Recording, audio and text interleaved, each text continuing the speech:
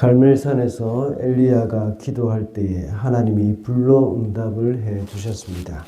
영적 대결에서 승리한 엘리야는 바알 선지자들을 한 사람도 빠짐없이 다 잡아서 처형시켰습니다. 그리고 갈멜산 꼭대기에 올라가서 비를 내려주시기를 기도하자 하나님이 기도를 응답해 주셔서 비를 마침내 내려주셨습니다. 이제 3년 동안의 가뭄이 끝난 것이죠. 그러나 하나님은 그냥 비를 내려주신 것이 아니었다고 했습니다. 하나님 앞에 예배로 회복하기를 원하셨고 그들 속에 있는 우상을 제거하기를 원하셨습니다. 인간의 거부로 인해서 또 완전한 회복, 하나님과의 완전한 관계의 회복은 이루어지지는 않았습니다. 그러나 배반한 이스라엘 백성을 향한 하나님의 은혜는 계속되어 왔습니다. 하나님과의 관계 회복을 위해서 우리는 어떻게 해야 하는지 어제 말씀을 통해서 살펴보았습니다. 무너진 예배의 제단을 다시 쌓아야 하고 우리 속에 있는 우상을 제거해야 한다고 했습니다. 그렇게 하여서 하나님과의 관계가 회복될 때에 기도가 응답된다고 했습니다. 왕국으로 돌아간 아합은 엘리야가 행한 일을 자신의 아내인 이세벨에게 낱낱이 다 이야기를 했습니다. 이세벨은 사람을 보내서 엘리야를 죽이겠다고 협박을 했습니다. 그 협박을 들은 엘리야는 북이스라엘 땅에서 도망해서 유다 땅 남쪽까지 이렇게 브엘세바까지 갔던 것입니다. 거기서 자신의 종을 또 남겨두고 광야로 더 가서 로뎀나무 아래에서 잠이 들었습니다. 그 영혼이 심히 지쳐 있었던 것이죠. 그때 천사가 엘리야에게 찾아와서 먹을 것을 주고 또 힘을 북돋워 주었습니다. 그리고 엘리야는 또 호렙까지 40주야를 걸어서 갔습니다. 엘리야는 깊은 영적인 침체에 빠져 있었지만 하나님께서 그를 찾아와서 회복시켜 주셨습니다. 우리는 이 말씀을 통해서 영적 침체와 회복에 대해서 알 수가 있습니다. 먼저 세상의 소리에 귀를 기울일 때에 영적 침체가 오게 됩니다. 영적 침체는 언제 옵니까? 바로 하나님의 말씀에 귀를 기울이지 못하고 세상의 소리에 귀를 기울일 때에 영적 침체가 온다는 것입니다. 3절을 읽어보겠습니다. 엘리야는 두려워서 급히 일어나 목숨을 살리려고 도망하여 유다의 브엘세바로 갔다. 그곳에 자기 시종을 남겨두고. 엘리야가 두려워한 이유가 무엇입니까? 2절에 잘 나타나 있습니다. 아합의 이야기를 들은 이세벨이 엘리야를 죽이겠다고 맹세한 말을 이제 전해 들었기 때문이죠. 엘리야는 450명의 바알 선지자를 대항해서 싸운 인물입니다. 그런데 이세벨의 위협의 말에 두려워하고 절망하게 된 것입니다. 갈멜산에서 영적 대결을 할 때는 비를 내려주시겠다는 하나님의 약속의 말씀을 들었습니다. 그리고 하나님께서 아합을 만나라고 말씀하신 그 말씀을 들었습니다. 하나님의 말씀에 귀를 기울였을 때는 전혀 두려워하지 않고 아합을 만났고 또 두려워하지 않고 450명이나 되는 그 바알 선지자들을 다 만나서 그들을 대항해서 싸웠습니다. 그런데 이런 갈멜산 대결이 끝난 후에 엘리야는 오히려 이세벨의 말에 귀를 기울였습니다. 그러나 영적 침체에 그렇게 하니까 영적 침체에 빠질 수가 없었던 것이죠. 빠질 수밖에 없었던 것이죠. 하나님의 백성은 하나님의 말씀에 귀를 기울여야 됩니다. 하나님의 말씀을 마음에 두지 않고 이 세상 소리에 귀를 기울일 때는 영적 침체에 빠질 수밖에 없는 것입니다. 세상의 소리는 우리로 하여금 하나님의 약속의 말씀을 잊어버리게 만듭니다. 세상의 소리가 더 크게 들릴 때는 항상 두려움에 빠지기가 쉽습니다. 두려움이 우리 속에 몰려온다면 그것은 하나님께로부터 온 것이 아니라는 것을 명심해야 합니다. 사도 바울은 디모데에게 한 말을 우리는 항상 기억을 해야 하겠습니다. 하나님이 우리에게 주신 것은 두려워하는 마음이 아니라고 했습니다. 우리는 세상의 소리가 아닌 하나님의 말씀에 늘 귀를 기울여야 하겠습니다. 둘째로, 영적 침체가 올 때는 그 절망을 안고 하나님께로 가야 합니다. 이렇게 두려움이 오고 영적인 침체가 올 때는 하나님께 그 마음을 가지고 가야 하는 것이죠. 4절을 보겠습니다. 자신은 홀로 광야로 들어가서 하룻길을 더 걸어 어떤 로뎀나무 아래로 가서 거기에 앉아서 죽기를 간청하며 기도하였다.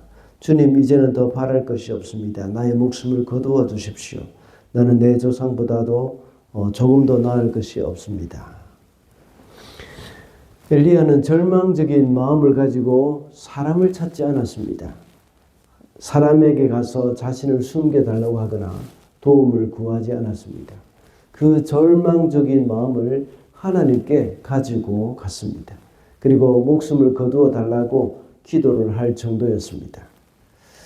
사람들은 엘리야의 이런 침체된 모습을 보고 비난하거나 또 판단을 하기가 쉽습니다. 그러나 우리는 이런 절망적인 마음을 하나님께 가지고 간 것을 본받아야 합니다. 하나님께 가서 우리의 그 절망적인 마음을 쏟아 놓아야 합니다. 다윗이 그렇지 않습니까? 다윗은 그의 절망적인 마음, 원통한 마음을 하나님께 가져갔습니다. 하나님께 가서 하소연했습니다. 그것이 바로 시로 그대로 표현되어 있습니다. 다윗의 절망을 표현한 시 중에서 특별히 시편 109편을 보면 정말 너무 심하다고 생각할 정도로 그 저주를 하는 것도 볼 수가 있습니다. 그 자녀는 고아가 되게 하시고 그 아내는 과부가 되며 그 자녀가 유리구걸하며 그 황폐한 집을 떠나 빌어먹게 하소서. 구걸해도 주는 자가 없게 하소서. 이런 말을 시로 표현을 하고 있습니다. 그의 절망적인 마음과 억울한 심령을 가지고 하나님께 간 것입니다. 우리가 잘 아는 히스기야도 역시 그랬습니다. 유다의 모든 성읍이 정복당하고 예루살렘도 포위당하여서 멸망 직전에 있을 때였습니다. 아수르 왕 사네립의 그 협박 편지를 가지고 하나님의 성전에 가서 기도했습니다. 오늘날 성도들 중에 어떤 사람들은 영적 침체가 오면 세상적인 방법으로 그것을 해결하려고 합니다. 그래서 엘리야와 같이 영적으로 큰 일을 마치고 많이 지쳐 있을 때에 어떻게 합니까? 바로 보상심리가 작용해가지고 세상의 즐거움에 빠질 때가 종종 있지 않습니까? 그러나 성도는 하나님께 가야 합니다. 지쳐있는 여러분의 마음, 그리고 이세벨과 같이 그 포악한 자들의 협박을 가지고 하나님께 가야 합니다. 그렇게 할 때에 하나님의 회복이 우리에게 있을 줄로 믿습니다. 마지막으로 영적 회복은 하나님의 능력으로 가능합니다. 영적인 회복은 인간적인 방법이 아니라 하나님의 능력으로만 가능하다는 것입니다.